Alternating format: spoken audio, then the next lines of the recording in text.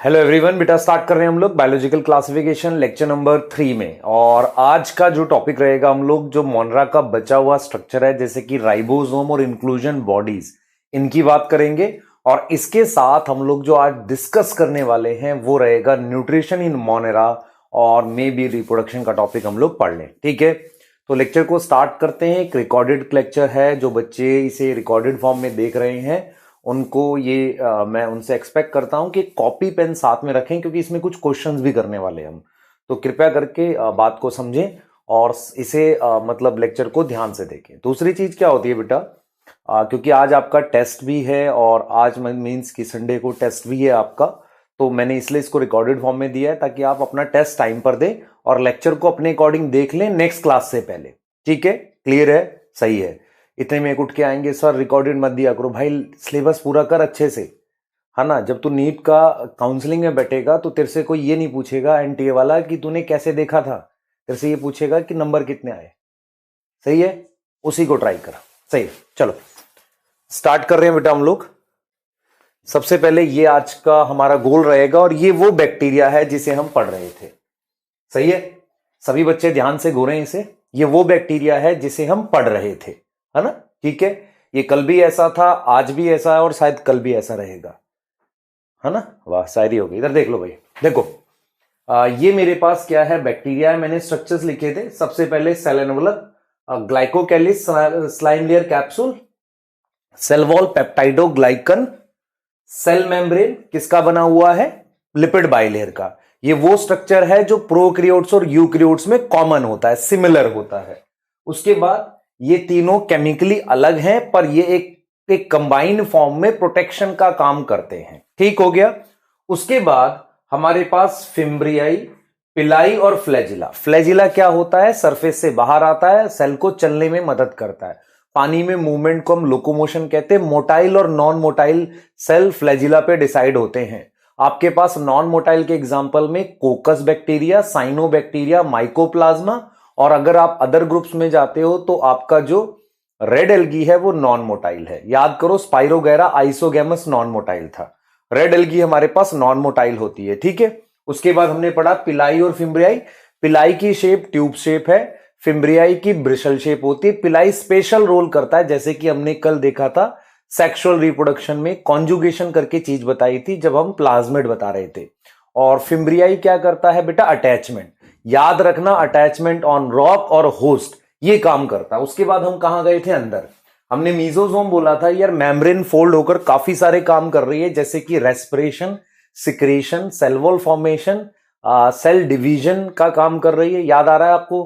ठीक है। Surface area बढ़ाती है, क्या करती है, सरफेस एरिया बढ़ाती है। उस पर एंजाइम्स लगे हो सकते हैं। शेप थी वेसिकल ट्यूब्यूल लेमिली। उसके बाद हम और अंदर गए थे तो हमने क्या देखा था, क्रोमेटोफोर।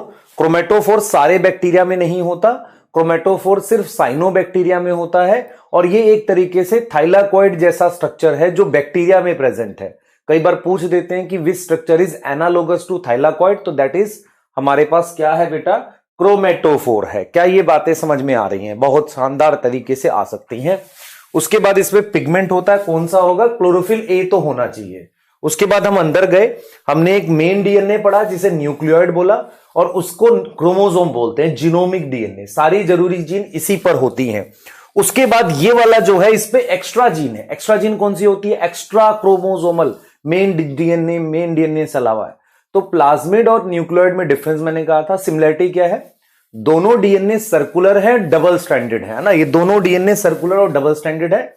समानता क्या है, ये दोनों डीएनए, ध्यान से सुनो बेटा, ये दोनों डीएनए क्या होते हैं, डबल स्ट्रैंडेड और सर्कुलर है। डिफरेंस है इनमें से, इसको क्रोमोसोमल मानते हैं, इसको एक्स्ट्रा क्रोमोसोमल मानते हैं।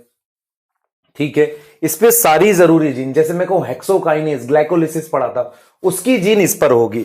इस पे वो जीन होगी जो मेन नहीं है। मेन नहीं है का मतलब क्या हो गया, इस पर वो जीन प्रेजेंट होगी जो जीन, ध्यान से सुने बेटा, जो जीन मेन जीन नहीं होती है। क्लियर है, जो जीन मेन जीन नहीं होती है वो इस पर प्रेजेंट होगी। उसके बाद हमने बेटा इसके बाद प्लाज्मिड की टाइप बताई थी। Ti plasmid tumour inducing plasmid, R plasmid resistant plasmid, degradative plasmid एक एक्स्ट्रा बता दिया था। उसके अलावा आपको बता दिया था हमने एफ प्लाज्मिड, जो सेक्सुअल रिप्रोडक्शन में मदद करता है। अब इसके बाद जब हम आगे गए अब हमें ये दो टॉपिक डिस्कस करने 11 और 12 नंबर के।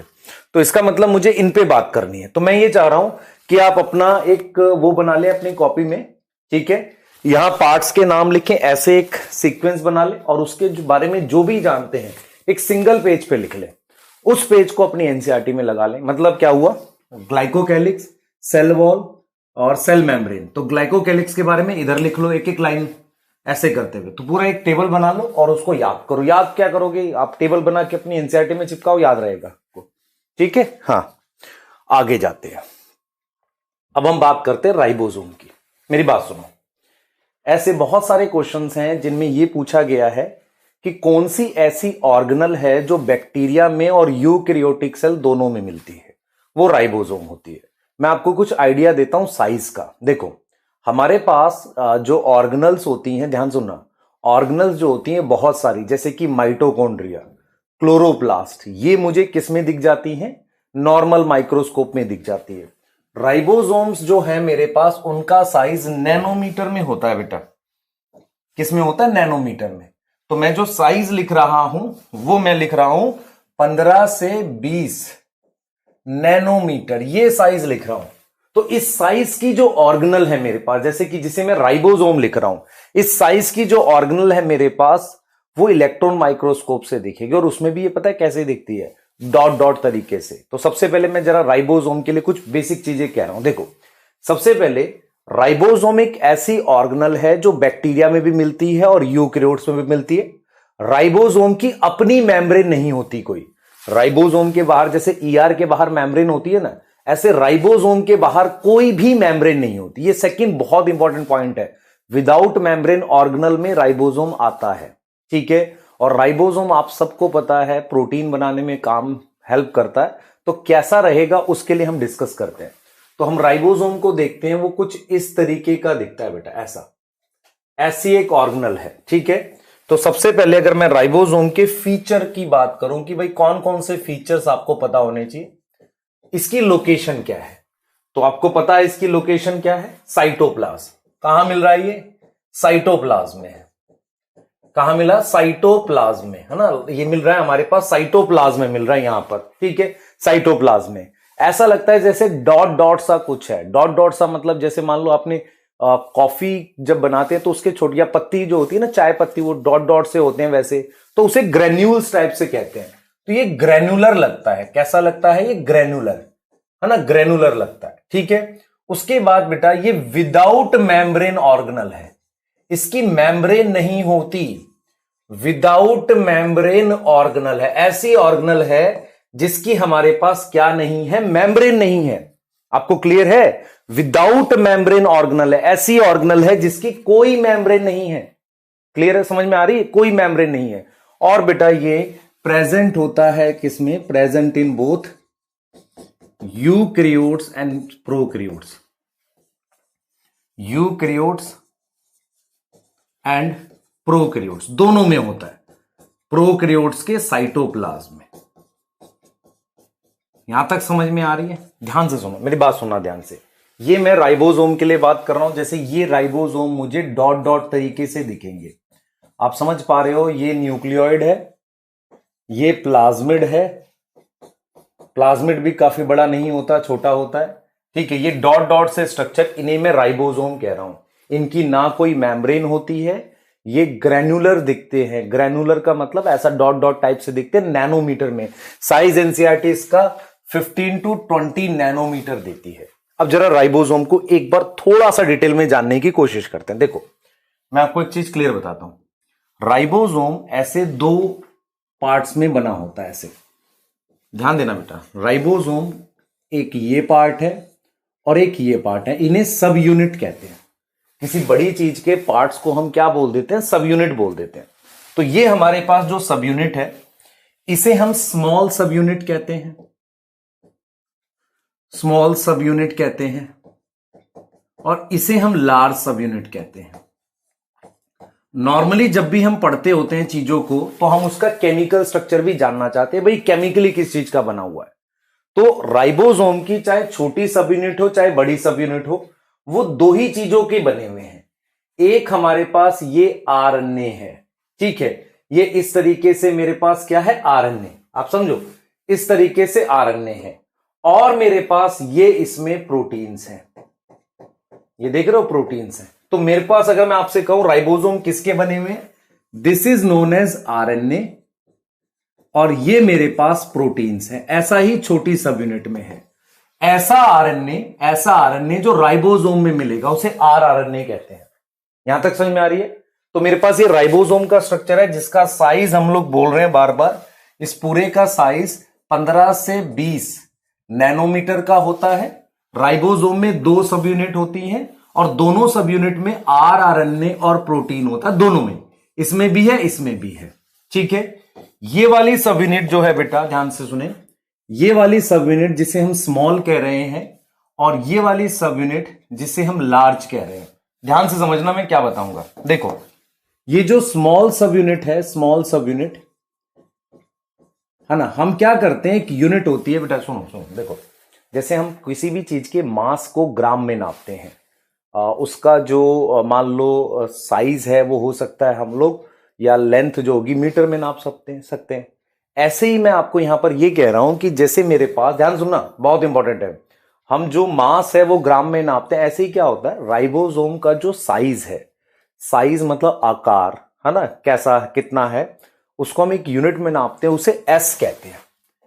एस की फुल फॉर्म है स्वैडबर्ग कांस्टेंट, एक साइंटिस्ट के नाम पे है। ये आपके सेल में ही जहां यूकैरियोट के राइबोसोम दे रखे वहां दे रखी है, या इसको सेडिमेंटेशन कोफिशिएंट कहते हैं, सेडिमेंटेशन कोफिशिएंट, है ना। जरा एक बात समझने की कोशिश करना, ये बहुत इंपॉर्टेंट नहीं है कि आप एस समझो, इंपॉर्टेंट ये है कि एनसीईआरटी ने क्या लिखा हुआ है।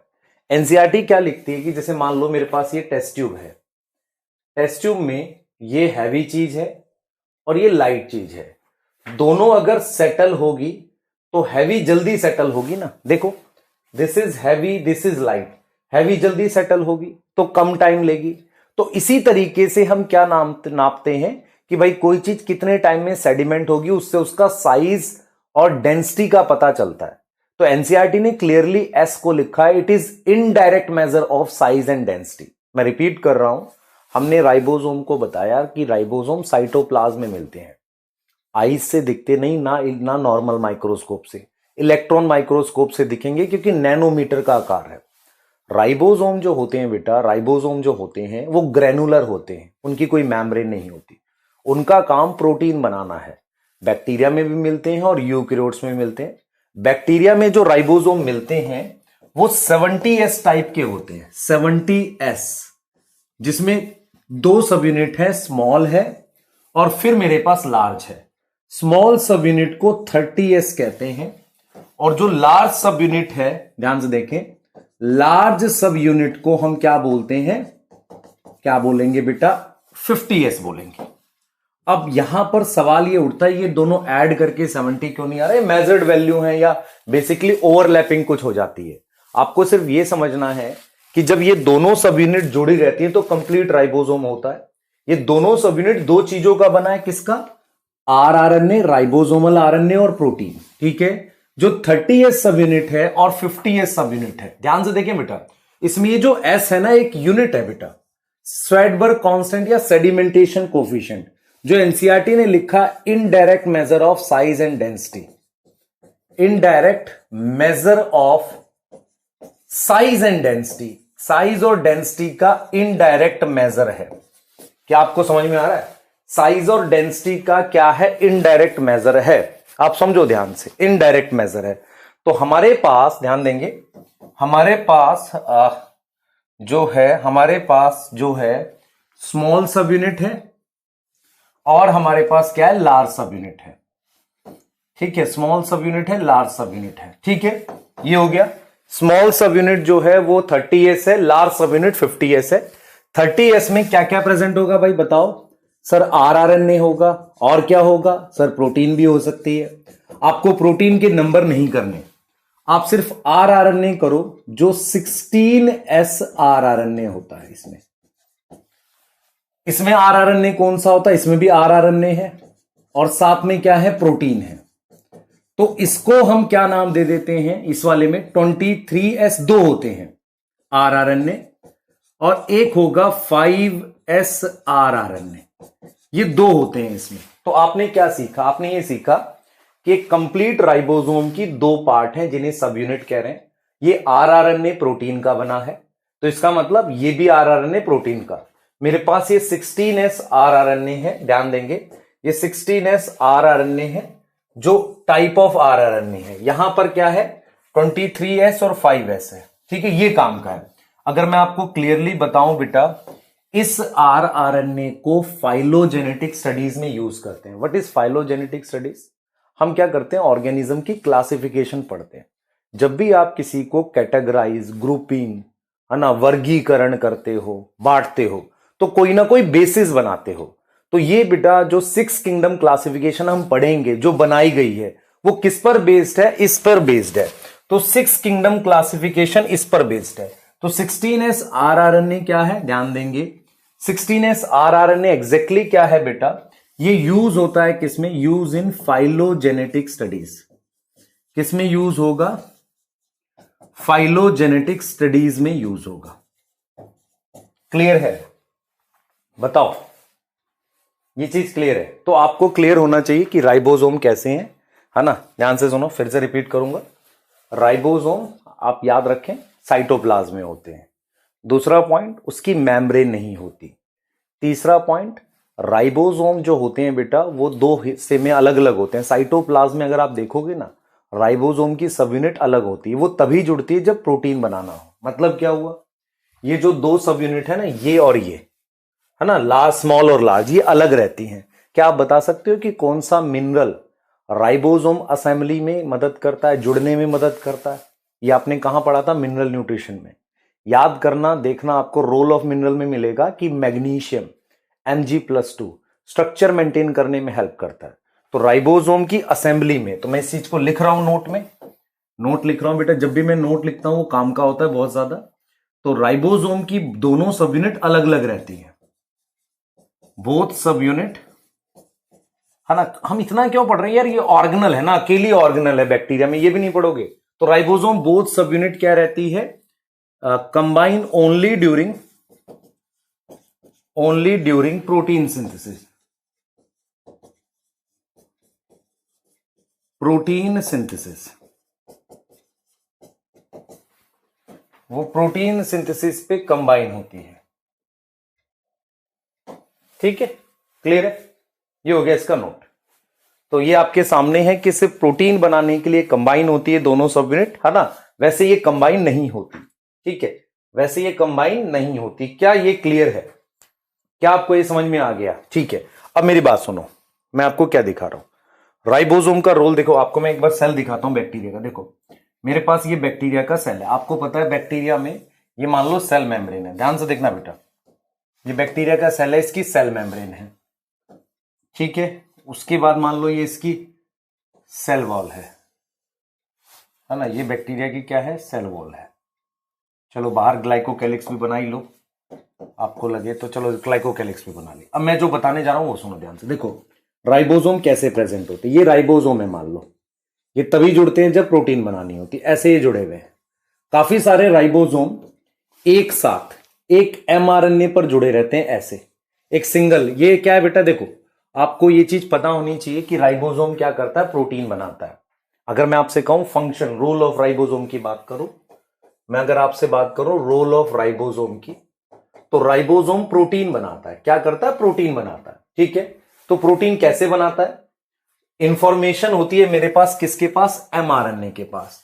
तो ये जो mRNA है, mRNA का मतलब मैसेंजर RNA, उसको राइबोसोम इंफॉर्मेशन को रीड करके, ये जो मैं नीचे की तरफ इसमें इस तरीके से अभी बना रहा हूं, ये पॉलीपेप्टाइड है जिसे आप प्रोटीन कह सकते हो बाद में, इस तरीके से ये प्रोटीन बना रहा है।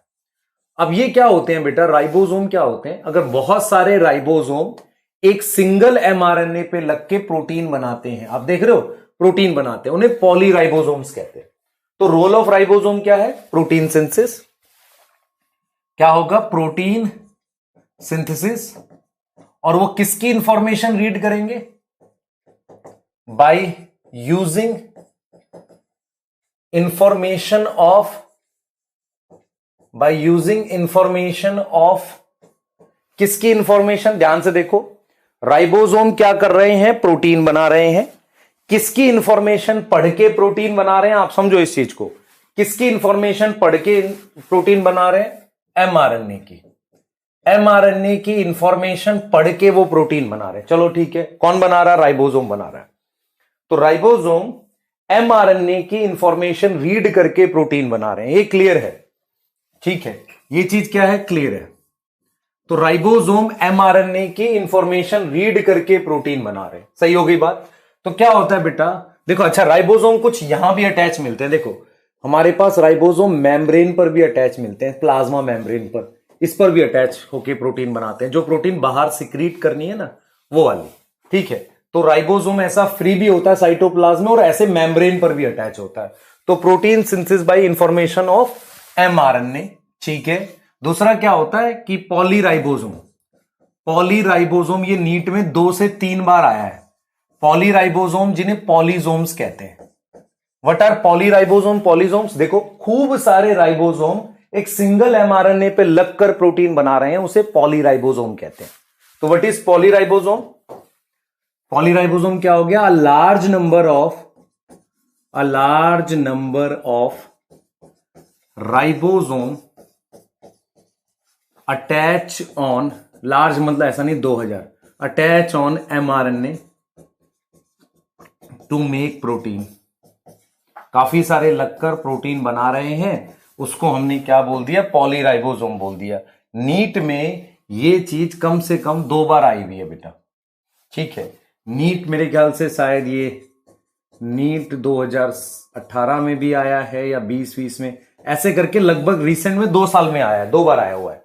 तो पॉलीराइबोसोम आपको पता होना चाहिए एग्जैक्टली क्या है, क्लियर है बेटा, पॉलीराइबोसोम, ठीक है। अच्छा, राइबोसोम कहां अटैच होते हैं, मेम्ब्रेन पे। तो राइबोसोम फाउंड फ्री भी मिलते हैं, और अटैच ऑन मेम्ब्रेन, किस पे, कौन सी मेम्ब्रेन, सेल मेम्ब्रेन या प्लाज्मा मेम्ब्रेन, मेम्ब्रेन कौन सी, सेल मेम्ब्रेन पर, देख रहे हो इस वाली पर, इस पर अटैच, देखो ये अटैच है, यहां से प्रोटीन को बाहर फेंक सकते हैं, ठीक है, क्लियर हो गई। तो ये राइबोसोम है। क्या क्या पॉइंट हो गए, एक ऐसी ऑर्गेनल जो बैक्टीरिया और यूकैरियोट दोनों मिलती है, इसकी मेम्ब्रेन नहीं होती।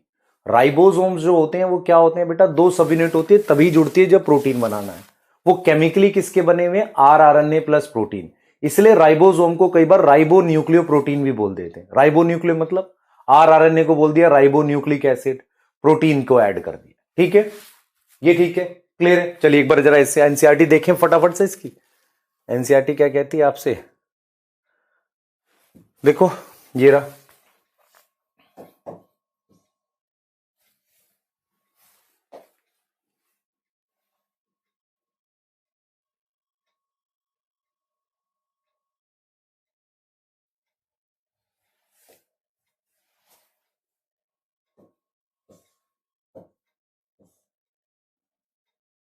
चलिए देखें, अब आपको दिख रहा होगा अच्छे से, देखिए प्रोकैरियोट में, देखो प्रोकैरियोट में ribosomes are associated with plasma membrane, लिखा है कि नहीं, देखो दे आर, कितना साइज दे रखा है, 50 to 20 नैनोमीटर, ये साइज भी बताया आपको। 2 सब यूनिट है 50 और 30, दोनों को जब ये साथ में होते हो तो 70s आता है, ये 80 नहीं आएगा, एडिशन नहीं है, मैं पहले बता रहा हूं, which are present together form 70s बनाते हैं, ठीक है। Ribosome are the site of protein synthesis, वहां प्रोटीन बनती है, में अटैच टू अ, देख रहे हो, many several ribosome attach to a single mRNA and form a chain, एक चेन बनाते हैं, उन्हें पॉलीराइबोसोम्स या पॉलीजोम्स कहते हैं, ये काफी पूछा हुआ है। The ribosome translate mRNA into protein, तो एमआरएनए की इंफॉर्मेशन को प्रोटीन में कन्वर्ट करते हैं। तो ये वो है आपका जो एनसीईआरटी कह रही है। अब यहां से हम आपको डिस्कस कर सकते हैं, ये डिस्कस कर सकते हैं आपके लिए, देखें ध्यान से। अब हम बात कर सकते हैं इंक्लूजन बॉडी, मेरी बात बहुत ध्यान से सुनना। हमारे पास क्या होता है, मैं आपको एक चीज बताता हूं, जैसे बैक्टीरिया, यूकैरियोटिक सेल जब आप पढ़ोगे ना, तो टाइप ऑफ प्लास्टिड्स होते हैं जो चीजें स्टोर करते हैं, जैसे कौन से टाइप ऑफ प्लास्मिड, आप प्लास्टिड जैसे ल्यूकोप्लास्ट को स्टोर कर रहा है। यूकैरियोट्स में क्या होता है, चीजें स्टोर करने के लिए मेम्ब्रेन की बनी हुई कुछ ऑर्गेनल्स होती हैं, ठीक है, जो चीजें स्टोर कर सकती है। यहां तक समझ में आ रहा है। बैक्टीरिया में क्या है, मेम्ब्रेन बाउंड ऑर्गेनल नहीं है। मतलब क्या हुआ, ऐसी कोई ऑर्गेनल नहीं है जिसके बाहर मेम्ब्रेन हो। आप सोचो इस बात को, ऐसी कोई भी ऑर्गेनल नहीं है जिसके बाहर क्या प्रेजेंट हो, मेम्ब्रेन प्रेजेंट हो। ऐसी कोई ऑर्गेनल नहीं है। किसकी बात कर रहा हूं मैं बात कर रहा हूं यूकैरियोट्स, सॉरी बैक्टीरिया की। तो अगर मान लो बैक्टीरिया को, ये बैक्टीरिया इसे कोई चीज स्टोर करनी है, तो इसे क्या करना पड़ेगा, सोचो, इसे उस चीज को साइटोप्लाज्म में रखना पड़ेगा। मैं आपको एक चीज बताता हूं, ध्यान से सुनना। इसका मतलब यह हुआ कि इंक्लूजन बॉडी जो मैं लिख रहा हूं, इंक्लूजन का मतलब है ये साइटोप्लाज्म में है, इंक्लूडेड है। तो जरा समझना मेरी बात, मैं आपको एक उदाहरण देता हूं। आपके पास एक ग्लास है, यहां पे सोच के बताना, ये ग्लास है, इस ग्लास में मेरे पास पानी है, यहां पर भी पानी है, यहां भी पानी है, ठीक है बेटा, दोनों में पानी है, सेम लेवल पे ले लेते हैं, ठीक है। इसमें मैंने शुगर डाल दिया है और इसमें मैंने मिट्टी डाल दी है, डर्ट डाल दी, मिट्टी ले लो, सिलिका मिट्टी हो गई, ठीक है। थोड़ी देर बाद मिट्टी नीचे बैठ जाएगी, ऐसे थोड़ी देर नीचे बैठ जाएगी। मेरा पॉइंट ये है यहां पर कि इनमें से सॉल्युबल कौन है, शुगर सॉल्युबल है, इनसॉल्युबल है, शुगर सॉल्युबल है, मिट्टी इनसॉल्युबल है। मैं आपको ये कह रहा हूं कि आपने क्या करना है, अगर चीनी को पानी के अंदर रखना है तो ये पूरा पानी स्टोर करना पड़ेगा, तभी चीनी स्टोर होगी। मान लो मैं आपसे कहता हूं शुगर स्टोर करो पानी में, क्योंकि पानी क्या है, साइटोप्लाज्म है, सही, पानी क्या है, साइटोप्लाज्म है। तो मैं अगर आपसे कह रहा हूं कि शुगर स्टोर करो पानी में, तो पूरा का पूरा पानी रखना पड़ेगा स्टोर करके। लेकिन अगर मैं कहता हूं मिट्टी को स्टोर करो पानी में, तो जब मिट्टी सेटल हो जाएगी तो इतना पानी हटा दो, सिर्फ इतना पानी स्टोर करो। क्योंकि इंक्लूजन बॉडी क्या होती है, कुछ स्टोरेज चीज है जो साइटोप्लाज्म में स्टोर होंगी, यहां पर जब यहां पर स्टोर करना है तो उसे सॉल्युबल स्टोर करो, इनसॉल्युबल स्टोर करो। अगर मैं किसी चीज को सॉल्युबल फॉर्म में साइटोप्लाज्म में स्टोर करता हूं तो वो ज्यादा जगह लेती है। इसीलिए इसका उदाहरण देख लो आप खुद से कि शुगर को पानी में घोल लोगे, तो अगर मुझे शुगर स्टोर करनी है, पानी नहीं शुगर, तो पूरा का पूरा पानी स्टोर करना पड़ेगा। यहां पर मुझे उतना पानी स्टोर नहीं करना पड़ेगा, ठीक है। तो इसका मतलब यह हो गया, what are inclusion body, inclusion bodies are storage structure. Inclusion bodies क्या है बेटा, हमारे पास स्टोरेज स्ट्रक्चर्स हैं। क्या है, स्टोरेज स्ट्रक्चर्स, स्टोरेज के लिए है। आपको समझ में आ रहा है, दीज आर फॉर स्टोरेज। ये इंक्लूजन बॉडी स्टोरेज के लिए होती हैं, ये स्टोर करती हैं बेटा, ठीक है। ये क्या करती हैं, चीजों को स्टोर करती हैं, स्टोरेज स्ट्रक्चर्स होते हैं। अब ये क्या करेंगे, जरा ध्यान देंगे। Inclusion bodies are storage structure, चीजें स्टोर कर रहे हैं, आप समझ रहे हैं, ठीक है। स्टोरेज स्ट्रक्चर्स हैं किसके अंदर, इन साइटोप्लाज्म, साइटोप्लाज्म में कर रहे हैं, विदाउट मेम्ब्रेन है, इनकी कोई मेम्ब्रेन नहीं होती, विदाउट मेम्ब्रेन है। सॉल्युबल है, इनसॉल्युबल, इनसॉल्युबल फॉर्म में होगा, इनसॉल्युबल फॉर्म में। अब सवाल ये उठ रहा है, स्टोर कर क्या रहे हैं, कुछ भी स्टोर कर सकते हैं, खाना स्टोर कर सकते हैं, तो इसी नाम से फिर इंक्लूजन बॉडी का नाम आता है। तो inclusion body group of structures होते हैं जो स्टोरेज के लिए हैं। तो मैं इसको लिख सकता हूं, इंक्लूजन बॉडी को डिफाइन करना हो तो they are group of structures for storage in bacteria, in bacteria, और ये बैक्टीरिया में ही मिलते हैं बेसिकली, और विदाउट मेम्ब्रेन है। देख रहे हैं, इनकी कोई मेम्ब्रेन नहीं होती है ना, लिपिड की कोई कवरिंग नहीं बनती। क्लियर है बेटा यहां पे, ठीक है, क्लियर है, यहां पर कोई लिपिड की कवरिंग नहीं। ये इनसॉल्युबल होते हैं, ये क्या होते हैं, इनसॉल्युबल होते हैं, आप समझो इस चीज को। अब उसके बाद हम क्या करेंगे बेटा, इंक्लूजन बॉडी के बाद देख लो, ये चीजें आपको समझ में आनी चाहिए। इंक्लूजन बॉडीज है, स्टोरेज स्ट्रक्चर्स है इन साइटोप्लाज्म में, विदाउट मेम्ब्रेन है, इनसॉल्युबल फॉर्म में है, इनसॉल्युबल फॉर्म में। क्लियर है, यहां तक समझ में आ रही है, ठीक है। इसको हमने क्या बोल दिया, इंक्लूजन बॉडी बोला। अब देखो जरा, हम एग्जांपल लिखते हैं। मैंने कहा जो चीज स्टोर करेंगे उसी से नाम आएगा। जैसे मान लो अगर हम कहते हैं कि सल्फर स्टोर करो, या मान लो ग्लाइकोजन स्टोर करो। आज आपको यह समझना है कि ग्लाइकोजन कहां कहां स्टोर होता है, याद करो। आप बचपन से पढ़ते आ रहे हो glycogen store in animal cell, पहला पॉइंट। ग्लाइकोजन फंजाई में भी स्टोर होता है और कुछ बैक्टीरिया में, याद रहेगा। प्लांट में नहीं होता लेकिन फंजाई और कुछ बैक्टीरिया में होता है अलॉन्ग विद एनिमल सेल, तो याद रखना, नोट कर लेना इसे। तो ग्लाइकोजन ग्रेन्यूल लिख रहा हूं। ग्रेन्यूल, ग्रेन्यूल्स क्यों लिख रहा हूं बेटा? जब कोई चीज इनसॉल्युबल होती है तो जैसे राइबोसोम ग्रेनुलर नहीं होता वैसा दिखेगा। क्लियर है? तो ये चीज आपको क्लियर ध्यान रखनी है। ग्लाइकोजन ग्रेन्यूल का मतलब क्या स्टोर कर रहे हैं? स्टोर ग्लाइकोजन, ग्लाइकोजन स्टोर कर रहे हैं। सेकेंड, सल्फर ग्रेन्यूल, तो क्या स्टोर कर रहे हैं? Store sulphur. अगर सल्फर स्टोर करेंगे तो सल्फर ग्रेन्यूल। उसके अलावा बेटा स्टार्च साइनोबैक्टीरिया में ऐसे स्टोर होता है, cyanophycean granule,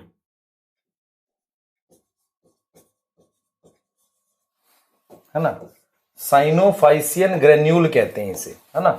storage of amino acid भी होता है, स्टोरेज ऑफ स्टार्च बोल सकते हो, है ना। जैसे कई बार क्या होता है, हम लोग ऐसे लिख देते हैं साइनोफाइसियन स्टार्च, साइनोबैक्टीरिया के अंदर स्टोरेज है, साइनोबैक्टीरिया में, ऐसा लिख सकते हो आप। ठीक है, अब मेरी बात सुनो ध्यान से, मैं एक चीज आपको बताता हूं। देखो, साइनोबैक्टीरिया में साइनोफाइसियन ग्रेन्यूल कई बार हम अमीनो एसिड के लिए लिख देते हैं और साइनोफाइसियन स्टार्च फिर हम स्टार्च के लिए लिख देते हैं। पर साइनोफाइसियन वर्ड साइनोबैक्टीरिया से रिलेट करना, उसका स्टोरेज है, ये ध्यान रखना।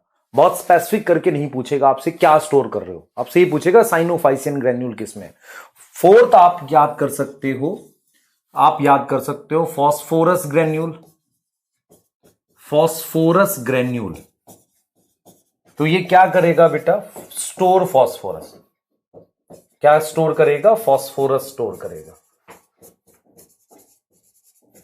क्लियर है?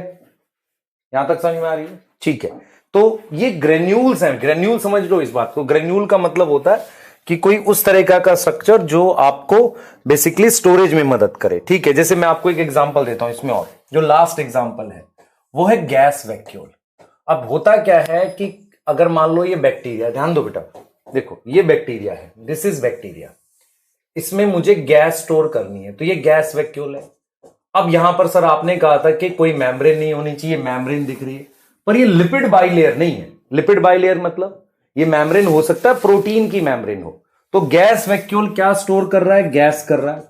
अगर कोई चीज गैस स्टोर करेगा तो वो बॉयंसी देता है। बॉयंसी पता है आपको? बॉयंसी मतलब फ्लोट कराता है।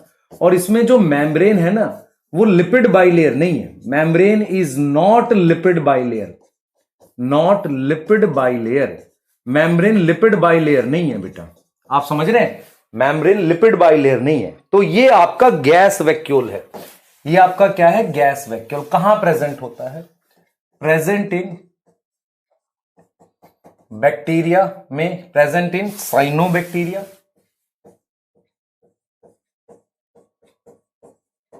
ठीक है, साइनोबैक्टीरिया के अलावा ग्रीन सल्फर बैक्टीरिया, देख रहे हो? ये सारे जो बैक्टीरिया, ये अभी आप पढ़ोगे, पर्पल सल्फर बैक्टीरिया, ऐसे कुछ बैक्टीरिया हैं। इनके अंदर हमारे पास क्या होता है? गैस वैक्यूल होता है। तो ये वो चीजें हैं जो आपने दिमाग में बैठानी है। ठीक है, दिमाग में बैठानी है और ध्यान से पढ़नी है। क्लियर है? तो आपको मैं अगर क्लियरली बताऊं, हमने 12 स्ट्रक्चर पढ़े हैं प्रोकैरियोटिक सेल में। इनमें से सारे बैक्टीरिया में नहीं होते, है ना। जो बैक्टीरिया में होते हैं वो कौन से हैं? जो सब बैक्टीरिया में होते हैं।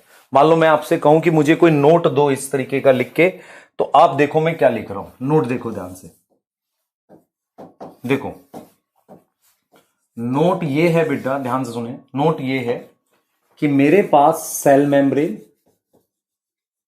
और मेरे पास राइबोसोम, न्यूक्लियोइड, न्यूक्लियोइड, ये सारे बैक्टीरिया में। बाकी चीजें वेरिएबल हैं। जैसे सेल वॉल किसमें नहीं होती? सेल वॉल नहीं होती माइकोप्लाज्मा में, आप समझ रहे हो? सेल वॉल किसमें नहीं होती? माइकोप्लाज्मा में। मीजोजोम ग्राम नेगेटिव में नहीं होते। तो सारे बैक्टीरिया में कौन सा स्ट्रक्चर होता है? सेल मेम्ब्रेन, राइबोसोम, न्यूक्लियोइड, ये सब में होगा। क्लियर है? ये सब में होगा, है ना। लेकिन जो सेल वॉल होगी वो अलग हो गई, है ना। इस तरीके से हम देख सकते हैं। क्लियर है? बताओ ठीक है, तो चलिए आगे चलते हैं। और जैसा अभी दिल्ली के अराउंड एनवायरमेंट मौसम चल रहा है बेटा, इसे हम कोल्ड वेव कहते हैं। यही वो टाइम है जब वर्नलाइजेशन का इफेक्ट होगा, है ना। वर्नलाइजेशन मतलब उसमें इफेक्ट आ जाएगा कोल्डनेस का। उसके बाद उसमें जब दोबारा दिन निकलना प्रॉपर स्टार्ट होगा तो फ्लावरिंग होगी। क्लियर है? ठीक है, हाँ। तो आ जाओ स्टार्ट करते हैं। हमने राइबोसोम ये सारे स्ट्रक्चर्स पढ़ लिए। मेरा पॉइंट सिर्फ इतना था, मैं चाह रहा था आपसे कि आप बच्चे एक काम करो। देखो कुछ मेहनत तो आपको ही करनी पड़ेगी। जैसे आप क्या करो, यहां नेम ऑफ स्ट्रक्चर लिखो, अपने छोटी सी पतली सी स्लिप बना सकते हो, बहुत बड़ी नहीं, एक सिंगल पेज, आधा पेज, है ना। और उसके बारे में डिटेल या रोल जो भी आप लिखना चाहो, या रोल जो भी आप लिखना चाहो, है ना। डिटेल और रोल अलग अलग करोगे तो ज्यादा आपको अच्छा रहेगा। तो इस तरीके से आप एक टेबल फॉर्म में खुद से बनाओ। सारा हम करेंगे तो आप क्या करोगे, है ना, ऐसे करके बनाओ। और किसके लिए बनाओगे? सबसे पहले सेल वॉल के लिए, है ना। सेकेंड या ग्लाइकोकैलिक्स के लिए, ऐसे करके बनाओ। और बताना मुझे कि सर बनाया कि नहीं मैंने, है ना। मक्कार बच्चा कहेगा सर नहीं बनाएंगे, अच्छा बच्चा कहेगा सर बनाएंगे, है ना। क्योंकि अच्छे बच्चे की डेफिनेशन ये है कि जो बात सुन रहा है और पढ़ रहा है। ये बहुत बड़ी प्रॉब्लम है बेटा बच्चों के साथ कि वो सोचते हैं कि हमें अपने हिसाब से करना है। अपने हिसाब से करते करते वो पूरा 2 साल खराब कर देते हैं। एक्चुअल में प्रॉब्लम कहां पर है, आपको समझना पड़ेगा टाइम लिमिटेड है। आपको प्रॉपर कंटेंट पढ़ना है कम समय में भी, है ना। मैं यही चीज को मतलब बहुत डिटेल में जाके पढ़ाऊंगा। बहुत डिटेल मतलब पढ़ा रहा हूँ, 5 दिन 10 दिन चल रहा है मॉनरा, उससे क्या करोगे? आपको चीजें एनसीईआरटी से समझनी है, समझ आनी चाहिए, उसके बाद याद करनी है। और वही चीजें डायरेक्ट क्वेश्चंस आते हैं इनसे, ठीक है। आपको नोट्स के डायरेक्ट क्वेश्चन मिलेंगे। फोर्थ, आपको जो ये सारी चीजें करो ना, glycocalyx, cell wall, plasma membrane, ये सब करना आपने ऐसे, है ना। Glycocalyx, cell wall, plasma membrane, उसके बाद क्या हो गया, मीजो, ये फ्लैजिला, है ना, ये सारा इनके बारे में लिखो, है ना। रोल क्या है, डिटेल क्या है, ये सारा ये टेबल बनाओ और अपनी एनसीईआरटी में चिपकाओ। कर सकते हो तो अच्छा रहेगा। देखो हमने जब टॉपिक स्टार्ट किया था, याद करो हमने कैसे पढ़ा था। हमने कहा था सबसे पहले मैं पढ़ाऊंगा हैबिटाट, कर लिया हमने। फिर मैं पढ़ाऊंगा स्ट्रक्चर के बारे में, मैंने शेप पढ़ाई, आपको साइज पढ़ाया और आपको सेल की डिटेल पढ़ा दी। जो आपको सेल वाले चैप्टर में प्रोकैरियोटिक सेल है वो मैंने आपको पढ़ा दिया। अब मैं आपको prokaryotic cell, cell unit of life में नहीं पढ़ाऊंगा, मैंने यहां प्रॉपर पूरा पढ़ाया है। अब मैं क्या कर रहा हूं, मोनेरा के न्यूट्रिशन पे जा रहा हूं, क्योंकि नेक्स्ट टॉपिक हमारा क्या है, न्यूट्रिशन है। क्लियर है? नेक्स्ट टॉपिक क्या है हमारा, न्यूट्रिशन। तो हम न्यूट्रिशन वाले टॉपिक को हम देख रहे हैं, ठीक है। बहुत बढ़िया, ध्यान से पढ़ेंगे, बहुत ध्यान से आप सारी बात सुनेंगे मेरी। बहुत ही इंपॉर्टेंट टॉपिक है और इसी से काफी क्वेश्चंस बने हुए हैं प्रीवियस ईयर में। अगर मैं आपसे पूछूं कि मोनेरा से मुश्किल क्वेश्चन किससे आ सकता है, न्यूट्रिशन वाले टॉपिक से, तो आपको बहुत ध्यान से समझना पड़ेगा। सारी चीजें समझनी, मैं क्वेश्चंस भी कराऊंगा इसके, और आपने सुनना बहुत ध्यान से इसे। अब स्टार्ट करते हैं, जरा देखो। सबसे पहले हम बात कर रहे हैं न्यूट्रिशन इन मोनेरा की। तो सबसे पहले न्यूट्रिशन क्या होता है? न्यूट्रिशन का मतलब है, अगर मैं आपको सिंपल सा एक लॉजिक दूं, व्हाट इज न्यूट्रिशन, आप बचपन से पढ़ रहे हो, है ना। किस तरीके से कोई खाना लेता है, मोड ऑफ ऑब्टेनिंग फूड, या बेसिकली खाने को बनाने का तरीका, लेने का तरीका, इस सब को हम न्यूट्रिशन कहते हैं। छोटी क्लास से आपने पढ़ा है न्यूट्रिशन आप 2 तरीके का पढ़ते हो। एक पढ़ते हो ऑटोट्रॉफिक और एक पढ़ते हो हेट्रोट्रॉफिक। अब यहां पर मैं आपको क्लियर कर रहा हूं कि मैं आपको मोनेरा में 6 न्यूट्रिशन पढ़ाऊंगा। ध्यान से सुनना, बहुत इंपॉर्टेंट चीज है। 6 न्यूट्रिशन पढ़ाऊंगा। ऑटोट्रॉफिक में मैं 3 पढ़ाने वाला हूं आपको, और हेट्रोट्रॉफिक में भी 3 पढ़ाने वाला हूं। मोनेरा इतने सारे टाइप का न्यूट्रिशन रखता है, आप समझो एक लाइन है, मेरे कहने से देखना, पेज नंबर 19 पर ऊपर में एक लाइन दे रखी है ऊपर वाले पैराग्राफ में कि Monera is simple in structure, complex in metabolic diversity. Metabolic diversity थोड़ी ठंड लग रही है। Simple in structure, complex in metabolic diversity, ठीक है। हाँ कहीं सर जादू लग रहे हैं, अच्छा नहीं करें, कर लेते हैं यार, थोड़ा ठंड लग रही है असल में, है ना। हाँ हल्का हल्का ठंडा लग रहा है आज, पता नहीं क्यों। सुबह कर रहा हूँ एक्चुअल में रिकॉर्डिंग उठ के मैं, है ना। अभी कहेंगे सर सुबह कैसे, तो बेटा 6 बजे उठ रहे थे आज आपके लिए, क्योंकि आपको देना है लेक्चर टाइम पे भी होता है। हम लोग अब बहुत 6 बजे बहुत मुश्किल काम होता है भाई, तूफानी करना पड़ता है। हाँ, तो तूफानी काम कर रहे हैं आपके लिए, तो इसलिए पढ़ लो ध्यान से। देखो खराब लग रहा है वैसे तो, स्मार्ट नहीं लग रहा मैं। चलो देखो क्या कह रहा हूँ बेटा, देखो आप देखो हमारे पास मोड ऑफ ऑब्टेनिंग फूड को हम न्यूट्रिशन कह रहे हैं। हम टोटल 6 टाइप का न्यूट्रिशन पढ़ेंगे। ये वो लाइन है जिसे हम कहते हैं, नोट में लिख रहे हैं, ठीक है। नोट में क्या है देखो ध्यान से, जो नोट में लिखता हूं बेटा बहुत इंपॉर्टेंट रहता है। देखो नोट में मैं क्या लिख रहा हूं, Monera is simple in structure. आपने देखा मेम्ब्रेन बाउंड, ऑर्गेनल नहीं है, but complex in metabolic diversity. Complex in metabolic diversity का क्या मतलब हुआ कि इसमें अलग अलग टाइप का फूड मिलता है। आप समझो, खाना मिलता है अलग अलग टाइप का, ठीक है। क्लियर है, यहां तक समझ में आ गया। तो simple in structure, complex in metabolic diversity का मतलब अलग अलग टाइप का न्यूट्रिशन है। टोटल मैं आपको 6 टाइप का न्यूट्रिशन पढ़ाऊंगा, और ये नीट के क्वेश्चन में है कि सबसे ज्यादा टाइप की मेटाबॉलिक डाइवर्सिटी या न्यूट्रिशन किसमें मिलता है, मोनेरा में, है ना। क्लियर है। मैं 3 ऑटोट्रॉफिक में पढ़ाऊंगा, 3 हेटरोट्रॉफिक में पढ़ाऊंगा। जब मैं प्रोटिस्टा पढ़ाऊंगा तो बताऊंगा आपको इसमें से 6 में से 4 टाइप के प्रोटिस्टा में मिलते हैं। ऐसे मूव करेंगे। इसीलिए मैंने आपको वो topic kingdom of classification last के लिए रखा है, क्योंकि जब 2 किंगडम 3 किंगडम पढ़ाऊंगा तो आपको न्यूट्रिशन में आसानी से समझा दूंगा, क्योंकि मैंने ये पढ़ा लिया होगा। ठीक है, आओ जल्दी से आ जाओ, कहानी देखते हैं। सबसे पहले ऑटोट्रॉफिक न्यूट्रिशन की बात करते हैं। हाँ भाई, ऑटोट्रॉफिक न्यूट्रिशन क्या होता है? ऑटो मतलब खुद, ट्रॉफिक का मतलब होता है खाना। मेरी बात सुनो, मैक्सिमम ऑटोट्रॉफिक या ऑल ऑटोट्रॉफिक ऑर्गेनिज्म ग्लूकोज बनाते हैं, और वो ग्लूकोज किससे बनाते हैं? CO2 से। ऑटोट्रॉफिक न्यूट्रिशन का सिंपल मतलब है इनऑर्गेनिक चीज को ऑर्गेनिक कार्बन वाली चीज, मतलब ऑर्गेनिक न्यूट्रिशन में कन्वर्ट करना। तो ऑटोट्रॉफिक का सिंपल मतलब है, अगर मैं आपसे कहूं सिंपल मतलब, साधारण मतलब ये है कि आप अगर CO2 से ग्लूकोज बनाते हो, अगर आपको मैं सिंपल बोलूं कि आप क्या करते हो, इनऑर्गेनिक से आप किसमें कन्वर्ट करते हो? ऑर्गेनिक में कन्वर्ट करते हो। इसे ऑटोट्रॉफिक न्यूट्रिशन कहते हैं। पहला पॉइंट क्लियर है, इसे ऑटोट्रॉफिक न्यूट्रिशन कहते हैं। अगर आप ध्यान से देखो, ये प्रोसेस रिडक्शन है। This process is reduction, this process is reduction. ये प्रोसेस रिडक्शन है बेटा, आपको समझ में आ रहा है? ये प्रोसेस क्या है? रिडक्शन, जिसमें इनऑर्गेनिक चीज ऑर्गेनिक में कन्वर्ट हो रही है। खुद से देखो, CO2 ग्लूकोज में कन्वर्ट हो रहा है, रिडक्शन है ये प्रोसेस। रिडक्शन समझ में आता है? आप अगर CO2 से C6H12O6 बनाओगे तो हाइड्रोजन ऐड हो रहा है, यहां पर देखो हाइड्रोजन ऐड हो रहा है CO2 से, तो रिडक्शन है। This process is reduction. Require, इसको क्या चाहिए? ध्यान से सुनना, इसको क्या चाहिए? इसकी जो रिक्वायरमेंट है रिडक्शन के लिए, पहला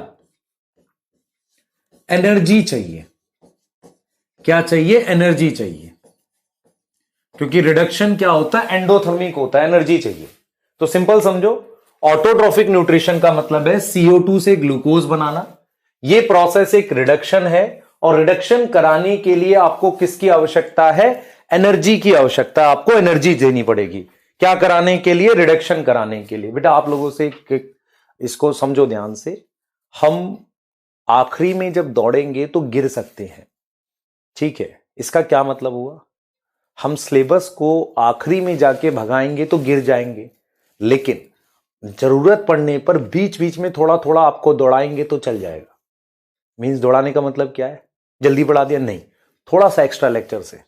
और ये एक्स्ट्रा नहीं, एक दिन छुट्टी हुई थी वो है एक्चुअल में, तो उससे प्रॉब्लम नहीं होगी। लेकिन लास्ट में कैसे दौड़ाएंगे आपको?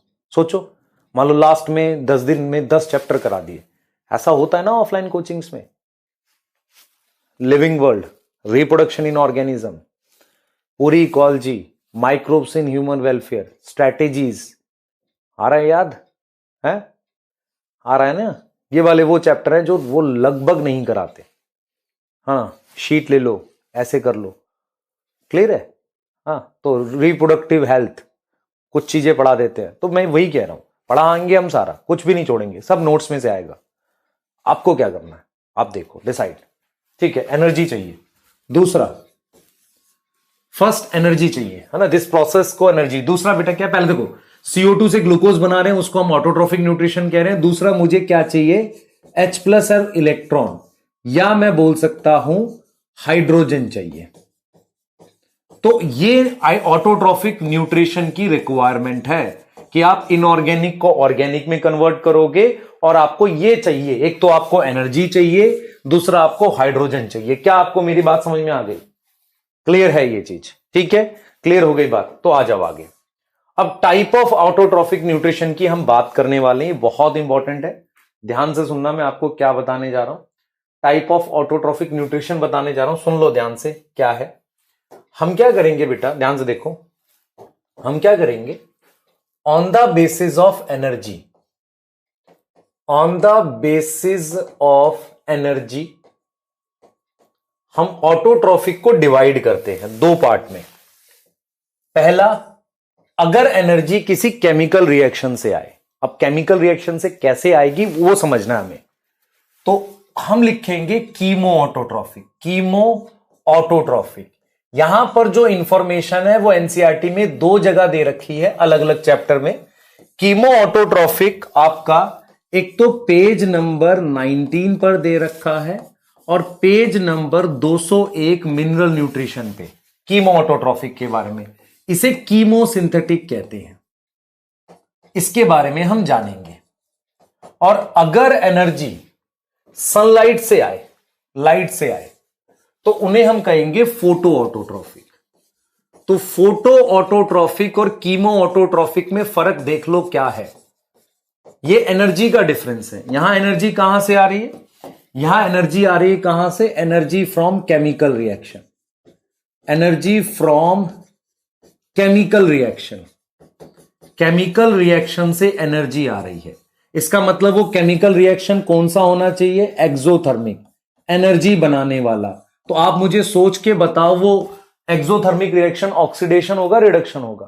दिमाग लगाओ, लगाओ लगाओ, घुटने में दर्द होने लगेगा कुछ के, नहीं मानेंगे तो देखो भाई, ऑक्सीडेशन आएगा, ऑक्सीडेशन, है ना। दूसरी इंपॉर्टेंट बात क्या है बेटा, अगर एनर्जी केमिकल रिएक्शन से लोगे तो इनमें पिगमेंट्स नहीं होने चाहिए, पिगमेंट्स अब्सेंट, है ना। क्या नहीं होगा, पिगमेंट्स नहीं होंगे। इसमें आ जाओ, इसमें एनर्जी सनलाइट से आएगी। अगर इसमें एनर्जी सनलाइट से आएगी, सन से आएगी, तो इनमें पिगमेंट होने चाहिए कि नहीं?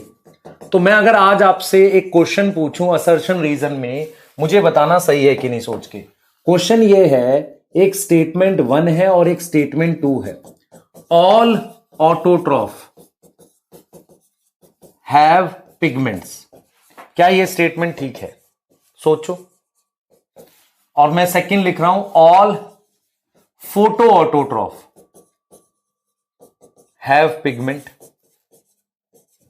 अब ये दो स्टेटमेंट है, मुझे बताना कौन सी ठीक है। S1 ठीक है, S2 ठीक है, कौन सी ठीक है? चैट में लिख के बताएंगे सारे बच्चे कि कौन सी स्टेटमेंट ठीक है, S1 या S2। आपको क्लियर होना चाहिए, नहीं तो मजा नहीं आएगा चीज में। तो आपके पास कीमो ऑटोट्रॉफ बता दिया, फोटो ऑटोट्रॉफ बता दिया। कीमो में क्या आएगा बेटा, एनर्जी कहां से आएगी, केमिकल रिएक्शन से। यहां एनर्जी कहां से आएगी, सनलाइट से। ठीक है, आज संडे बेटा छुट्टी होती है हमारी, है ना। हाँ, इसलिए समझा रहा हूं, पूरा एफर्ट चाहिए आपकी तरफ से। ये नहीं बोलना कि सर आपने कुछ छोड़ा था और आपने अच्छे से नहीं पढ़ा। मैं सारा पढ़ा रहा हूं, बहुत ध्यान से पढ़ो। देखो हमने क्या पढ़ रहा है आपको, ऑटोट्रोफिक न्यूट्रिशन। क्या कर रहे हैं, रिडक्शन कर रहे हैं। रिडक्शन के लिए क्या चाहिए, एनर्जी चाहिए। और क्या चाहिए, मैंने कहा on the basis of source of energy. मेरे पास दो तरह के ऑटोट्रॉफ है, chemo autotroph, chemo synthetic, photo autotroph. इनकी डिटेल पेज 19 पर दे रखी है और पेज 201 पे दे रखी है। आगे आ जाओ कहानी। ये देखो टाइप ऑफ ऑटोट्रोफिक न्यूट्रिशन में सबसे पहले हमने क्या लिखा है, सबसे पहले हमने बात करी है किसकी, ध्यान दो। सबसे पहले हम बात कर रहे हैं इसकी, कीमो ऑटोट्रॉफ की। समझना इसे, हमने बात करी है कीमो ऑटोट्रॉफ की, कीमो ऑटोट्रॉफ। ये पहला टाइप है जिसे हम कीमो सिंथेटिक भी कहते हैं। मेरी बात समझना क्या होगा, सेल के बाहर ऑक्सीडेशन चल रहा होगा इनऑर्गेनिक कंपाउंड का। तो कोई भी इनऑर्गेनिक कंपाउंड है, ध्यान दो ए है, उस ए की ऑक्सीडेशन हो रही होगी। ये कहां हो रही है, सेल के बाहर। देख लो, ये मान लो एक बैक्टीरिया का सेल है, दिस इज बैक्टीरिया का सेल। तो बैक्टीरिया के सेल के बाहर ये ऑक्सीडेशन चल रही है, किसकी, इनऑर्गेनिक कंपाउंड की। तो देखो पूरा मैकेनिज्म समझो, कीमो ऑटोट्रॉफ में कैसे एनर्जी आती है।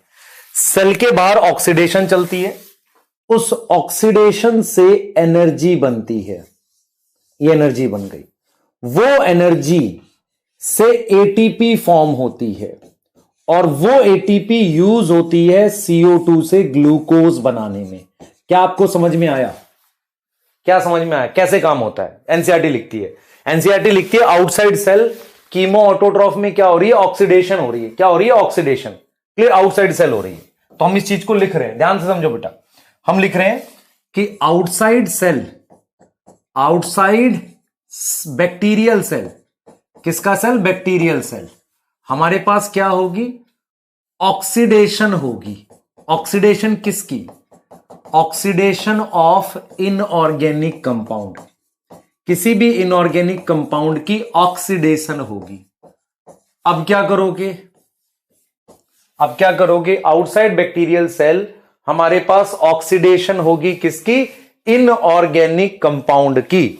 क्लियर है, इनऑर्गेनिक कंपाउंड की क्या होगी, ऑक्सीडेशन होगी। क्लियर हो गई बात। और ये कहां हो रही है, आउटसाइड सेल हो रही है। ठीक है, आउटसाइड सेल ये हो रही है, ऑक्सीडेशन हो रही है। ठीक है, एनर्जी बनेगी और दिस एनर्जी, ध्यान देंगे, this energy is released in form of ATP। किसकी फॉर्म में रिलीज होगी, ATP की फॉर्म में। और यूज होगा, use to make, this energy जो रिलीज होगी is use to make ATP। और ATP क्या करेगा, फूड बना देगा। क्या ये समझ में आया, देखो आराम से समझो। सेल के बाहर ऑक्सीडेशन, एनर्जी, ATP, ग्लूकोज। अब एक सवाल कई बार ऑफलाइन में बच्चे पूछ लेते थे हमसे, सर ये जब ATP बनी रही है तो फिर ग्लूकोज क्यों बना रहे, ग्लूकोज से भी तो ATP बनाओगे। रीजन ये है बेटा कि हमें ऑटोट्रॉफ चाहिए। ऑटोट्रॉफ क्या होते हैं, जो ग्लूकोज बनाते हैं। ये ग्लूकोज आज यूज कर लो, 10 दिन बाद यूज कर लो। फ्यूचर में सुन लो ध्यान से, फ्यूचर में अगर मान लो ये ऑक्सीडेशन रुक गई कुछ टाइम के लिए तो सेल मर जाएगा, लेकिन ग्लूकोज को स्टोर करके रखेगा ग्लाइकोजन ग्रेन्यूल बना के, तो जिंदा रहेगा। इसीलिए इसे ऑटोट्रॉफ कह रहे हैं ना, क्योंकि खुद का ग्लूकोज बना रहा है।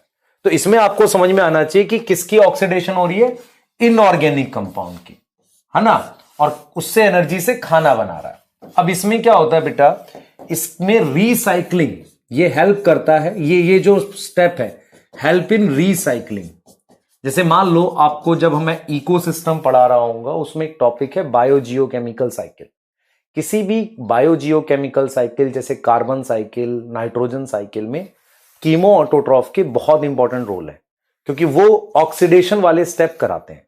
तो ऐसी साइकिल्स किसकी किसकी हैं, मेरे पास नाइट्रोजन की है, फास्फोरस की है, सल्फर की है, आयरन की है। तो इनकी जो साइकिल्स होती हैं उनमें बैक्टीरिया होते हैं जो कीमो ऑटोट्रॉफ है, बड़ा इंपॉर्टेंट रोल है उनका, वो ऑक्सीडेशन वाला स्टेप कराते हैं। ठीक है, अब मैं आपको इसका एग्जांपल दूंगा तो आपको बड़ा मतलब अच्छा लगेगा एग्जांपल देख के। ये आपने मिनरल न्यूट्रिशन में पढ़े थे, देखो ध्यान से एग्जांपल देखना।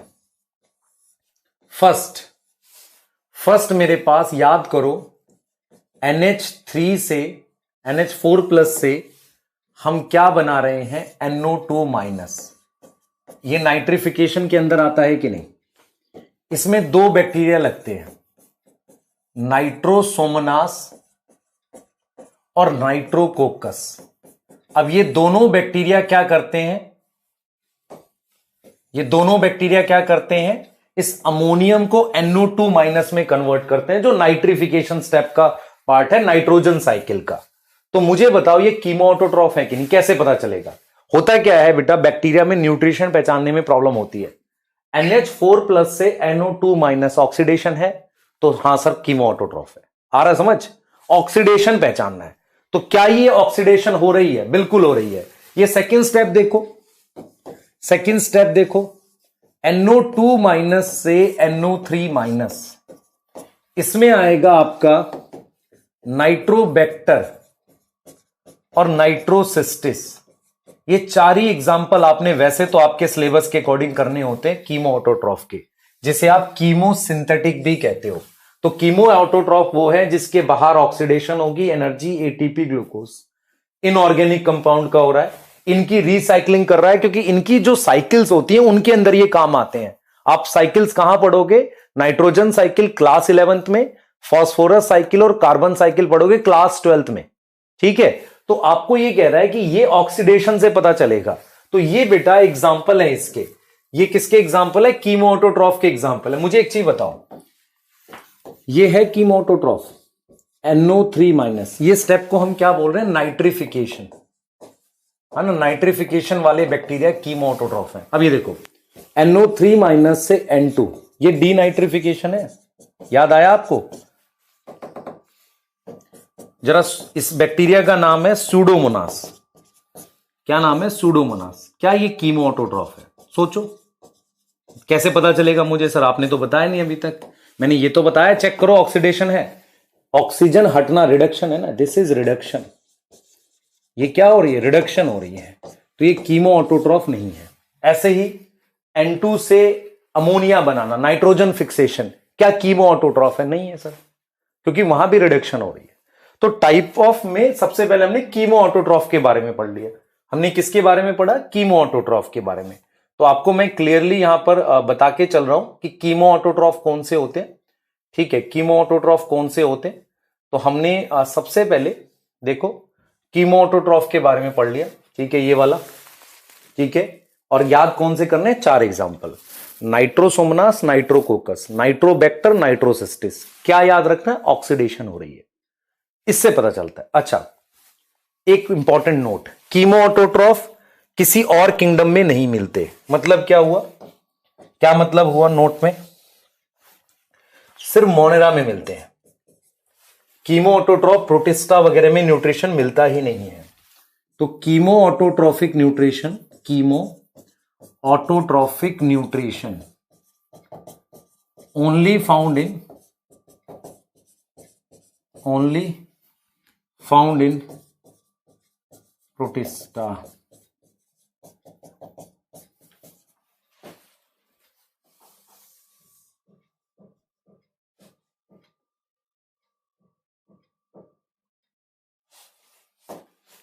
ठीक है, ध्यान रखना, उससे प्रोटिस्टा लिख दिया, पाप लग जाएगा। मोनेरा बेटा, है ना? सिर्फ किस में मिलेगा? मोनेरा, और नहीं मिलेगा। क्लियर है? ठीक, डन, बढ़िया, सही है। तो ये कीमो ऑटोट्रॉफ के बारे में बताया। अब हम कहां पढ़ चुके हैं? ये आ जाओ, देखो आपके अकॉर्डिंग हम न्यूट्रिशन पढ़ रहे हैं, हमने कीमो ऑटोट्रॉफ के बारे में जान लिया। अब हम दूसरा जानेंगे जिसे हम कहते हैं फोटो ऑटोट्रॉफिक, जिसे हम क्या बोलेंगे? फोटो ऑटोट्रॉफिक के बारे में जानते हैं। ठीक है, ये आप पढ़ चुके हो,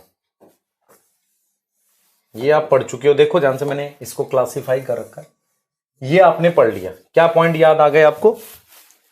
कीमो ऑटोट्रॉफ याद रखो, ऑक्सीडेशन इनऑर्गेनिक की, है ना, उस एनर्जी से खाना बनाते हैं। अब आ जाओ फोटो ऑटोट्रॉफ। फोटो का क्या मतलब होगा? यूज करेगा सनलाइट। अब मेरी बात सुनो, मैंने फोटो ऑटोट्रॉफ जो ये है, इनको क्लासिफाई किया on the basis of source of hydrogen, कि हाइड्रोजन कहां से आएगा, सोर्स ऑफ हाइड्रोजन कहां से आएगा, इसके बेस पर क्लासिफाई किया है। समझो ध्यान से, इसके बेस पर मैंने क्या किया है? क्लासिफाई किया है। बहुत ध्यान से सुनना, on the basis of source of hydrogen. सबसे पहले मेरे पास है ऑक्सीजेनिक। ऑक्सीजेनिक का क्या मतलब? मेरी बात सुनो ध्यान से, यहां हमने पढ़ लिया केमिकल रिएक्शन से एनर्जी आती है, यहां सनलाइट से आती है। एनर्जी के बाद दूसरा मैंने कहा कि हाइड्रोजन कहां से आएगी, तो एक होते हैं ऑक्सीजेनिक। ऑक्सीजेनिक क्या होते हैं, देखो फोटोसिंथेसिस को मैं 2 स्टेप में लिखता हूं, फोटोसिंथेसिस को मैं 2 स्टेप में लिखता हूं, 2 स्टेप है। एक है मेरे पास, सुनना ध्यान से, एक है मेरे पास लाइट रिएक्शन। तो लाइट रिएक्शन में क्या होता है खुद से बताओ, पानी टूटता है और अपनी हाइड्रोजन NADP+ को देता है, ठीक है। उससे क्या बन जाता है, NADPH, और साथ में ऑक्सीजन बन जाता है। क्लियर है, ऑक्सीजन बन जाता है। अब जरा देखो डार्क रिएक्शन क्या होगा। डार्क रिएक्शन में क्या होगा बेटा, ये NADPH CO2 को देता है अपनी हाइड्रोजन और उससे ग्लूकोज बन जाता है। तो मैं आपको यह समझाने की कोशिश कर रहा हूं कि ये जो NADP पर हाइड्रोजन आई वो किसकी है, पानी की। तो ऑक्सीजन क्या है, बाई प्रोडक्ट है। ये आ रही है समझ आपको, ये बाई प्रोडक्ट है। ये देखो पानी ने अपनी हाइड्रोजन इसको दे दी तो ऑक्सीजन बाई प्रोडक्ट बन गया। अब ये जो CO2 है, ये जो CO2 है ये कंबाइन किया है NADPH के साथ और इसने क्या बना लिया, ग्लूकोज बना लिया। इसने क्या बना लिया, ग्लूकोज बना लिया। आप समझो इस चीज को, इसने क्या बना लिया, ग्लूकोज बना लिया। ध्यान से समझना, इसने ग्लूकोज बना लिया। तो ये हाइड्रोजन किसकी आई है, पानी से। तो ऑक्सीजेनिक का मतलब ये है, ऑक्सीजेनिक, ऑक्सीजेनिक और एरोबिक अलग अलग होता है। एरोबिक मतलब जो ऑक्सीजन जिसको चाहिए, हम एरोबिक हैं। ऑक्सीजेनिक का मतलब जो ऑक्सीजन बना रहे हैं, जो बाहर प्लांट से ऑक्सीजेनिक है। तो ऑक्सीजेनिक जो होगा वो कौन होगा, तो ऑक्सीजेनिक का जो मीनिंग है, मीनिंग क्या आएगा, यूज करेंगे water as a source of hydrogen. Hydrogen के सोर्स के लिए क्या यूज करेंगे, वाटर यूज करेंगे। तो बाई प्रोडक्ट क्या बनेगा, ऑक्सीजन। बाई प्रोडक्ट क्या बनेगा, ऑक्सीजन। ठीक है, ऑक्सीजन बनेगा। अब मैं आपसे पूछूं इसका एग्जाम्पल क्या है। एग्जाम्पल, इसका एग्जाम्पल है साइनोबैक्टीरिया। और आपको बेटा क्या होता है, बच्चे परेशान रहते हैं, सर साइनोबैक्टीरिया में ट्राइकोडेस्मियम याद करना है कि नहीं, 2 एक आ जाते हैं हमारे पास। बेटा तेरे को मैं 4 एग्जाम्पल बता रहा हूं, वही आएंगे और नहीं आते हैं, है ना। करने को तो कुछ भी कर ले, लेकिन इस चीज को समझ, मेरा यूज तुम्हारे लिए क्या है, मैं तुम्हें एग्जैक्ट बताऊंगा, इतना करना इतना नहीं करना। ये सबसे इंपॉर्टेंट यूज है, क्योंकि बायोडाइवर्सिटी जो ये हम पढ़ रहे हैं ना, ये वाला चैप्टर, इसमें इतना डाटा करा देते हैं कुछ जगह जो आपको याद ही नहीं हो सकता। आपको साइनोबैक्टीरिया के 4 उदाहरण याद करने। नॉस्टॉक एनाबीना बहुत कॉमन है, नॉस्टॉक एनाबीना बहुत कॉमन है। माइक्रोब्स इन ह्यूमन वेलफेयर में ऑसिलाटोरिया और स्पिरुलिना लिखा है, ध्यान रखो इसे। क्लियर है, यही 4 एग्जांपल याद करने। तो कौन सा ग्रुप बैक्टीरिया का ऑक्सीजन बनाता है, साइनोबैक्टीरिया। इसका मतलब वो क्या यूज करेगा, सोर्स ऑफ हाइड्रोजन, पानी। सनलाइट यूज करेगा, पिगमेंट होना चाहिए, याद आ रहा है, पिगमेंट होना चाहिए। तो पिगमेंट कौन सा होता है बेटा, साइनोबैक्टीरिया। देखो इनके पास क्लोरोफिल ए होना कंपलसरी है। जब भी पानी तोड़ना है तो क्लोरोफिल ए होना कंपलसरी है, ठीक है। तो कहानी में थोड़ा सा आपने ध्यान रखना है कि ऑक्सीजेनिक क्या होते हैं, ये पता होना चाहिए आपको, ऑक्सीजेनिक एग्जैक्टली क्या होते हैं। तो अगर मैं आपसे कहूं, देखो ध्यान से, तो मैं आपसे कहूं हमने ऑक्सीजेनिक के बारे में पढ़ा है। तो ऑक्सीजेनिक जो होते हैं उसमें यूज, देखो वो क्या यूज करते हैं, देखो यूज वाटर, किसके लिए, सोर्स ऑफ हाइड्रोजन। हाइड्रोजन पानी से आता है। दूसरा पॉइंट, उनमें chlorophyll A and PS2 compulsory है। तो इसका मतलब साइनोबैक्टीरिया में ये होगा। और अगर मैं एग्जाम्पल की बात करूं, मैं देखो अभी तो मोनेरा में पढ़ रहा हूं, मैं ऑक्सीजेनिक बता रहा हूं टोटल इन ऑल किंगडम, सारे किंगडम्स में ऑक्सीजेनिक कौन से हैं उनकी बात कर रहा हूं।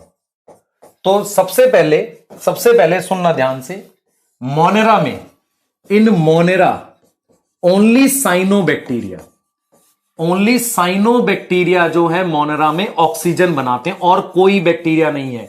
चाहे कुछ भी कर लो, आपको ये ध्यान रखना पड़ेगा, ठीक है। उसके अलावा कौन है?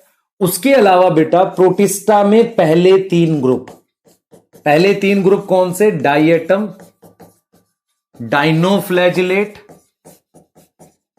और यूग्लिनॉइड्स ये हो गया। उसके अलावा कौन है? दिमाग लगाओ। उसके अलावा पूरा कंप्लीट प्लांट किंगडम लास्ट पढ़ा आपसे, लास्ट आपने पढ़ा, मुझसे पढ़ा, आपसे थोड़ी कोई पढ़ेगा, अभी तो पढ़ रहे हो आप।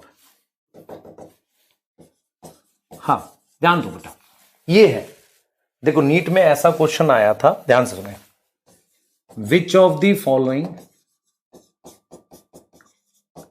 फॉलोइंग इज एनऑक्सीजेनिक, या हम ऐसा भी तो लिख सकते हैं नॉट ऑक्सीजेनिक।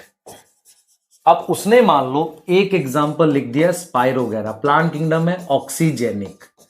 दूसरा उसने नॉस्टॉक लिख दिया, आपको पता चलना चाहिए। तीसरा मान लो उसने लिख दिया डाइएटम। डाइएटम किस में आता है बेटा? डाइएटम प्रोटिस्टा में आता है। चौथे में वो कुछ भी लिख दे, आपको क्या फर्क पड़ता है वो एनसीईआरटी में है कि नहीं, पर आपको ये पता होने चाहिए कि ये तीनों ऑक्सीजेनिक है। ऐसे क्वेश्चंस नीट में पूछे गए हैं जहां पे वो ऑक्सीजेनिक पूछता है आपसे। तो ऑक्सीजेनिक मैंने यहां जो बताया ये मोनेरा के लिए बताया है भाई, मोनेरा में सिर्फ साइनोबैक्टीरिया है। क्या बाकी किंगडम में क्या हाल है वो भी देख लेते हैं ऑक्सीजेनिक को लेके। तो बाकी किंगडम में क्या है भाई, पीएस2 और क्लोरोफिल ए, ये साइनोबैक्टीरिया के लिए भी ट्रू है, वो होना चाहिए। मोनेरा में क्या है? ओनली साइनोबैक्टीरिया है, ठीक है। प्रोटिस्टा में ये तीन ग्रुप, पूरा प्लांट किंगडम ऑक्सीजन बनाता है। तो जब भी ऑक्सीजेनिक का क्वेश्चन आता है और फ्लैजिला का क्वेश्चन आता है, वो अक्रॉस किंगडम आता है, मतलब अलग अलग किंगडम को मिक्स करके पूछता है, ठीक है। क्लियर है? डन है, बढ़िया। तो ये आ गया बेटा आपका ऑक्सीजेनिक, ध्यान से सुनेंगे। तो ऑक्सीजेनिक मैंने आपको बता दिया, ठीक है। अब जरा देखो इस टेबल को फिर से यूज करते हैं। इस टेबल को सर आपने तो बड़ा यूज कर दिया इसको ना, तो आपके पास क्लियरिटी आ गई है चीजों की। ये देखो आप पढ़ चुके हो ऑक्सीजेनिक, ये आप ये पढ़ चुके हो, ठीक है ना, ये भी पढ़ चुके हो। ध्यान से देखना, देखो ऑक्सीजेनिक एनऑक्सीजेनिक, क्लियर है ना। ऑक्सीजेनिक एनऑक्सीजेनिक दो हम लोग बात कर रहे हैं, ठीक है, क्लियर है। हाँ ध्यान से सुनना बेटा, मैं क्या बता रहा हूं यहां पे। देखो कीमो ऑटोट्रॉफ कौन है? कहां से? ऑक्सीडेशन ऑफ इनऑर्गेनिक, ये तो पढ़ चुके हैं हम लोग। ये हो गया। ये वाला क्या है? ये वाला हम पढ़ चुके हैं। ऑक्सीजेनिक क्या होगा? फोटो ऑटोट्रॉफ है। क्या यूज करेंगे? सनलाइट, यूज सनलाइट और पानी तोड़ेंगे, H2O ब्रेक करेंगे, तो बाई प्रोडक्ट ऑक्सीजन है।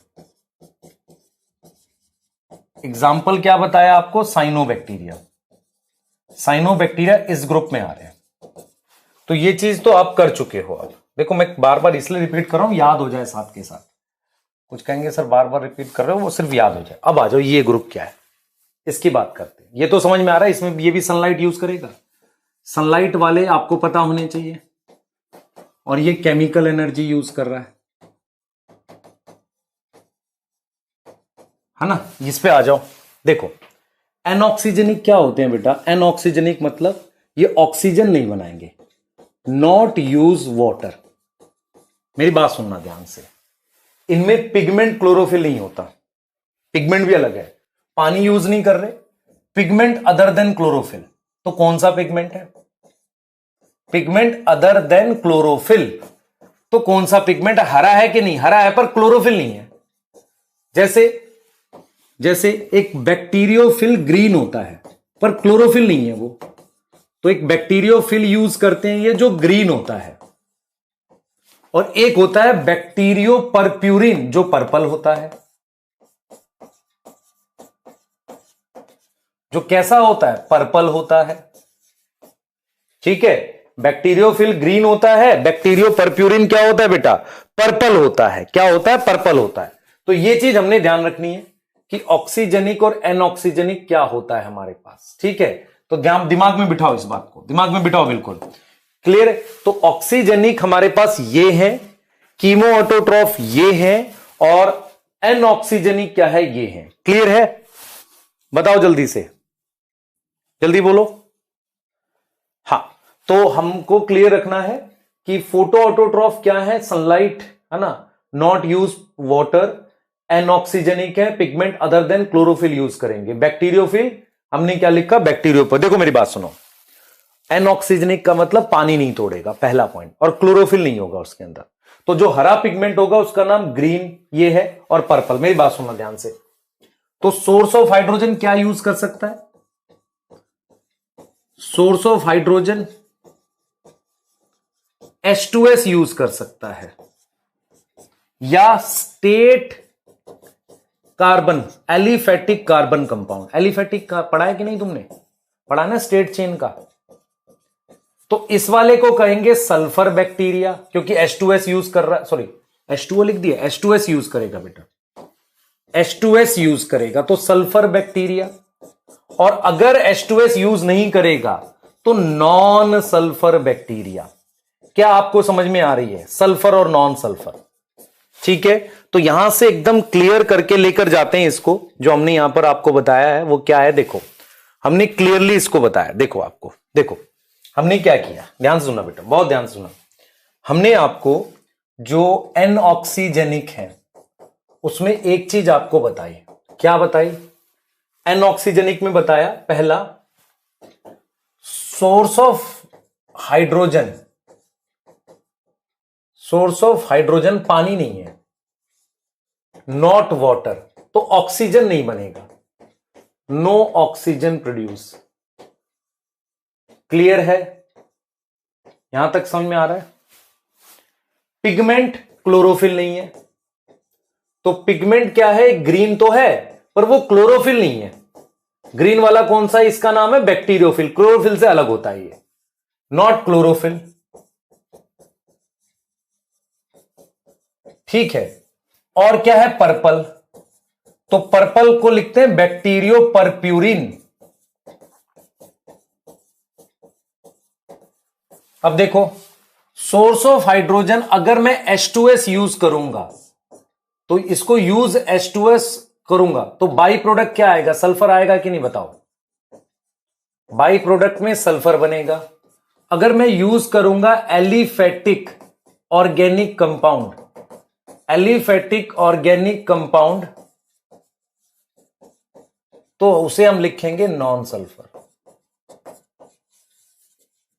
क्लियर है, ठीक, आ जाओ, ये देखो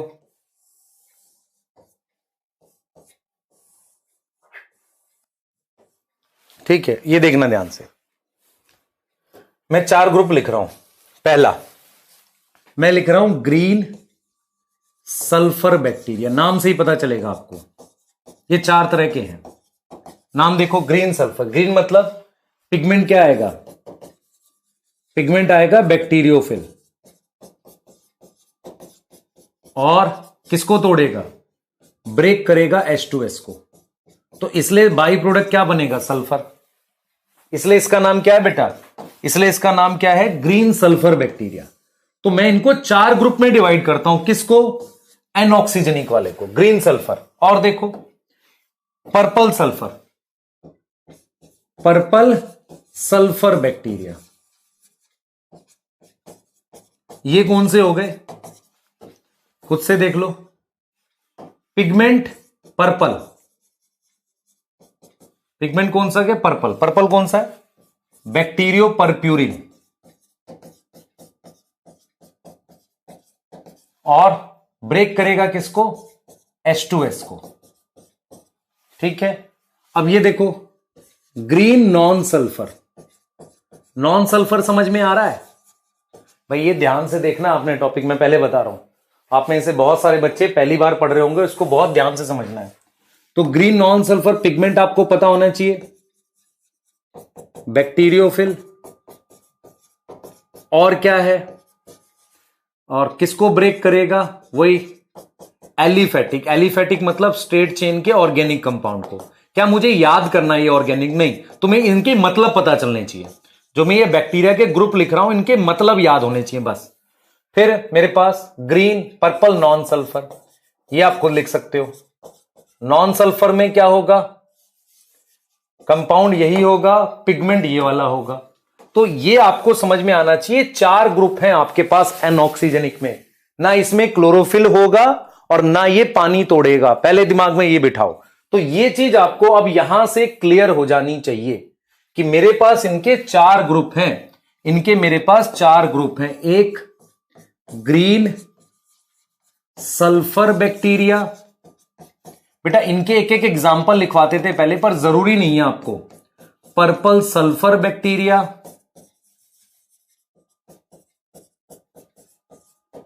ग्रीन नॉन सल्फर,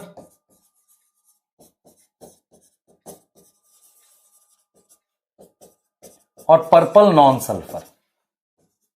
ये 4 ग्रुप हो गए आपके पास। आराम से सोच के याद करोगे तो याद होगा। मैं आपसे कहूं इसका क्या एग्जाम्पल याद करोगे? 4। कौन से 4 याद करोगे भाई बताओ? इसके 4 कौन से याद करोगे? नाइट्रोसोमनास, नाइट्रोकोकस, नाइट्रोबैक्टर, नाइट्रोसिस्टिस। क्लियर है ना? ये करेंगे। इसके कौन से याद करोगे? ये इसका एग्जाम्पल साइनोबैक्टीरिया। 4 इसके याद करने, इसका साइनोबैक्टीरिया, इनके ये नाम याद करने। ये है आपका ऑटोट्रॉफिक न्यूट्रिशन। सबसे इंपॉर्टेंट यही है आपका ऑटोट्रॉफिक। क्लियर है? ऑटोट्रॉफिक मेरे हिसाब से ये टेबल आपने खुद बनानी चाहिए। इसका मीनिंग क्या है, इसका मीनिंग क्या है, यहां सोर्स ऑफ हाइड्रोजन खुद से लिखो, याद हो जाएगा। ठीक है, बाई प्रोडक्ट लिखो, पिगमेंट लिखो और एग्जाम्पल लिखो। 4 एग्जाम्पल यहां पर, इसमें इसका मीनिंग लिखो। 4 एग्जाम्पल खुद से लिखो, याद होगा। इसका मीनिंग लिखो। इसमें बताओ कि क्लोरोफिल होगा कि नहीं, क्लोरोफिल यस और नो। उसके बाद लिखो पिगमेंट कौन सा होगा, source of oxygen, sorry source of hydrogen. Light use करेगा, फोटो है, लाइट यूज करेगा। एग्जाम्पल लिखो। ठीक है, और ये वाले क्वेश्चन को करके देखो, क्या आप कर पाओगे? ये बताओ जरा।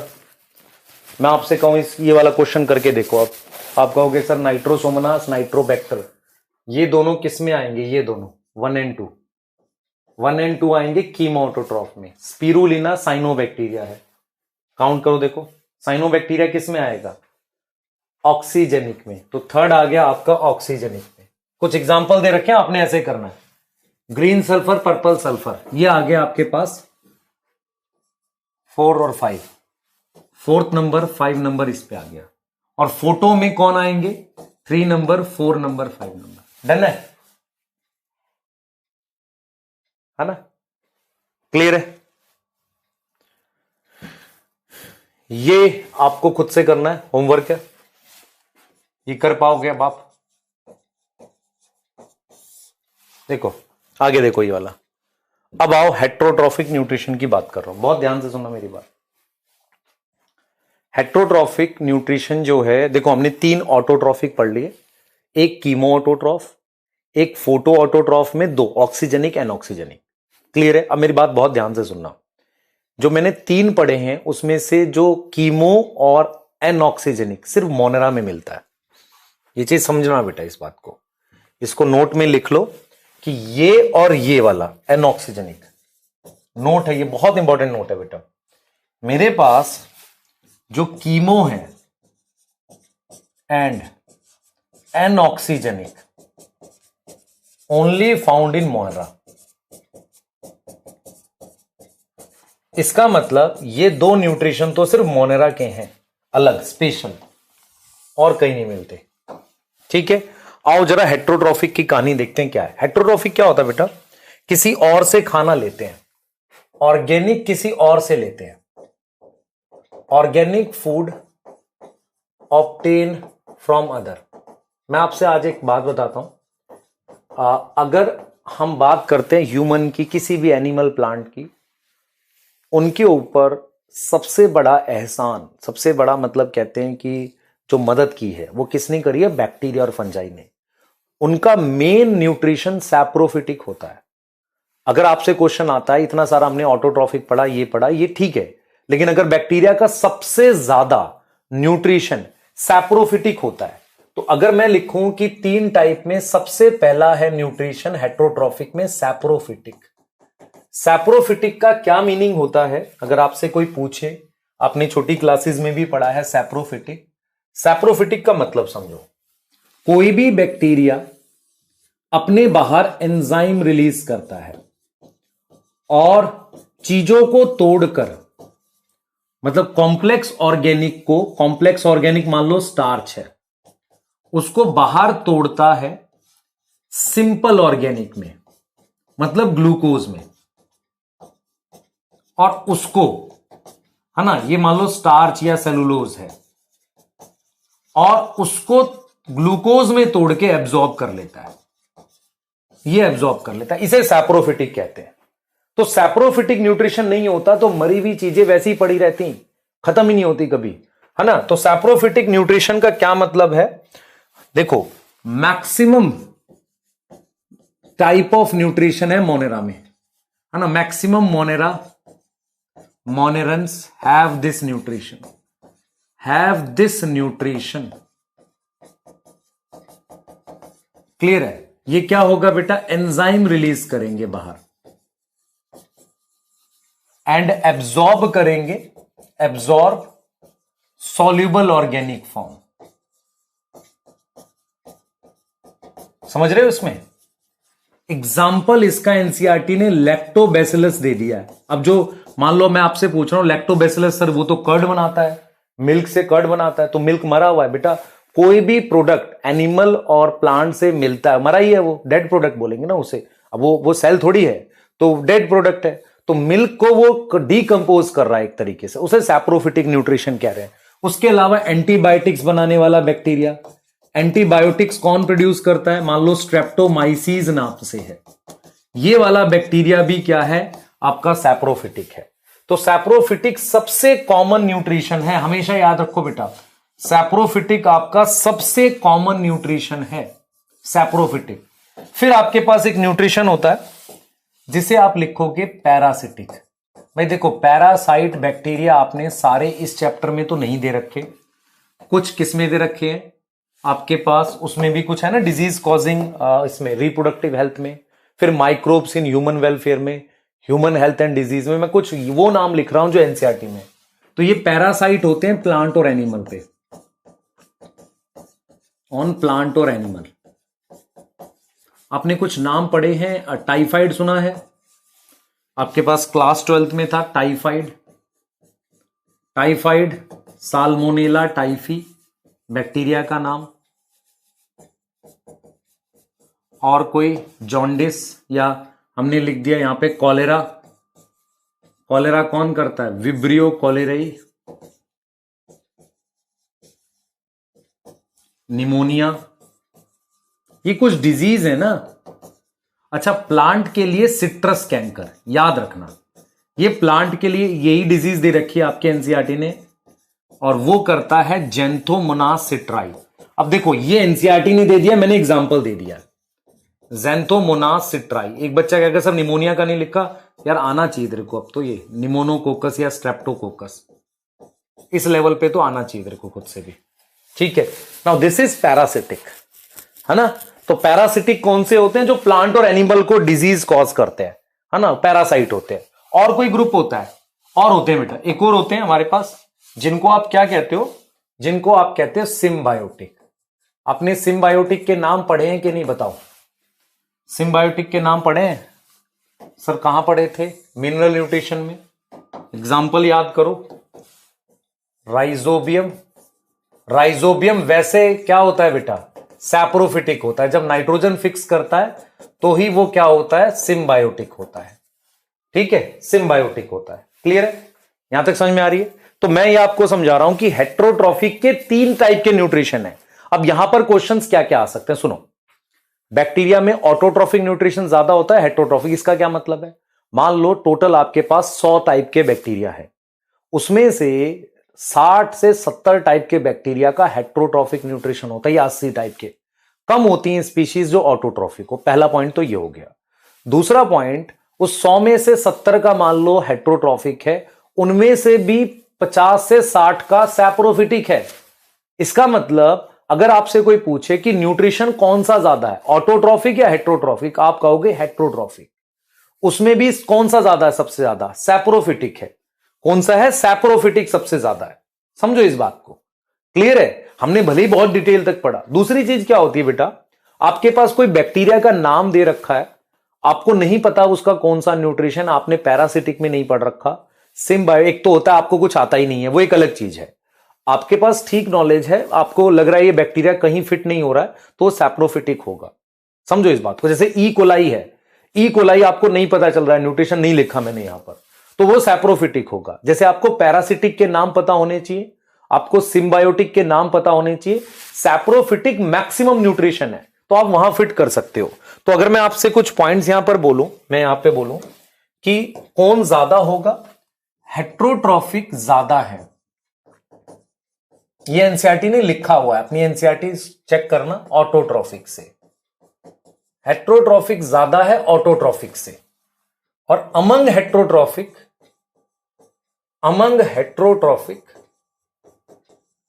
सबसे ज्यादा मैक्सिमम इज सैप्रोफिटिक। तो अगर आपसे कोई पूछे कि मेजर न्यूट्रिशन, देखो जरा एक क्वेश्चन देखते हैं।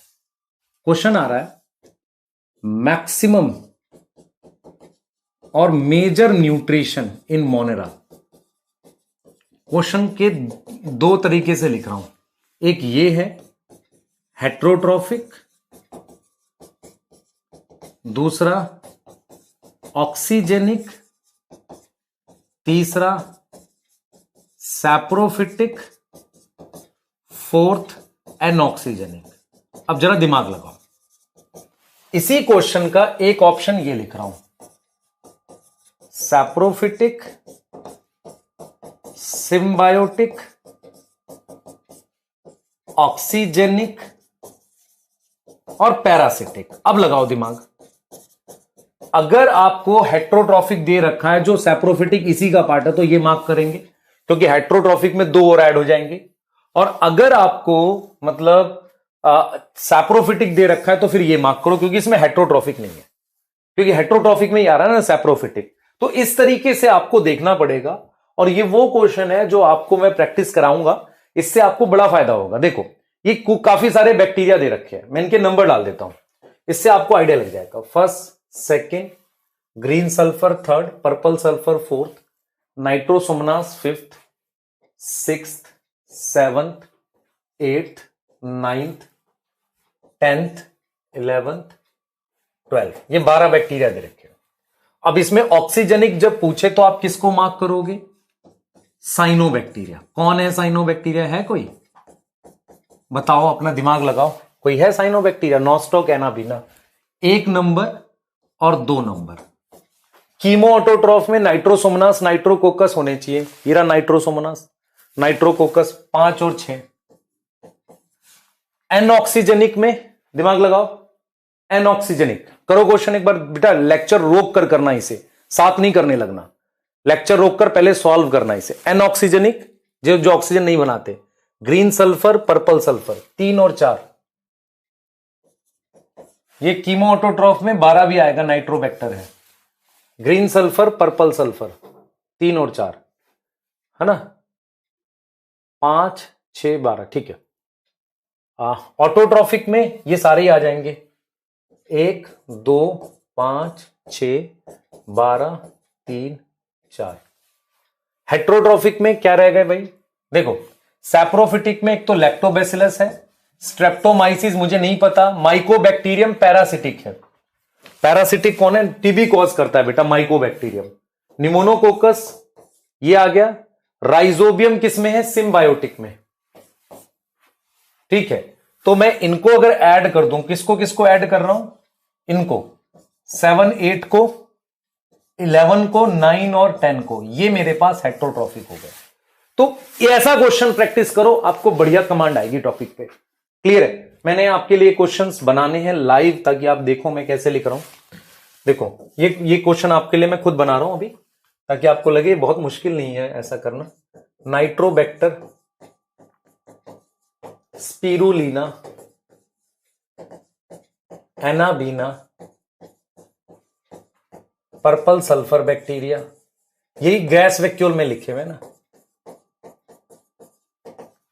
ठीक है, ई कोलाई मैंने कहा था कि नहीं पता चले तो सैप्रोफिटिक, फिर आपको लिखा साल्मोनेला पैरासिटिक है ना, याद आया? फ्रैंकिया, अच्छा मैंने यहां पर लिख दिया सूडोमोनास। अब सूडोमोनास क्या करता था याद करो? सूडोमोनास तो डीनाइट्रिफिकेशन करता था। पैरासिटिक है नहीं, सिम्बायोटिक है नहीं, तो किस में रखोगे? सैप्रोफिटिक में। आ रहा समझ? ऐसे लेकर चलना है। क्लियर है? पूरा कंप्लीट करना इसे, इस वाली स्लाइड को, होमवर्क है ये थर्ड। और मुझे लिख के चाहिए चैट में, मक्कारी नहीं चाहिए किसी से। देखो यहां पर पर्पल सल्फर बैक्टीरिया, लेक्चर का कोई पार्ट दोबारा देखना पड़े, धीरे देखना पड़े, वो आप देखो। एनाबीना, ऑसिलेटोरिया, ठीक है, सही है। और लिखते हैं ग्रीन नॉन सल्फर,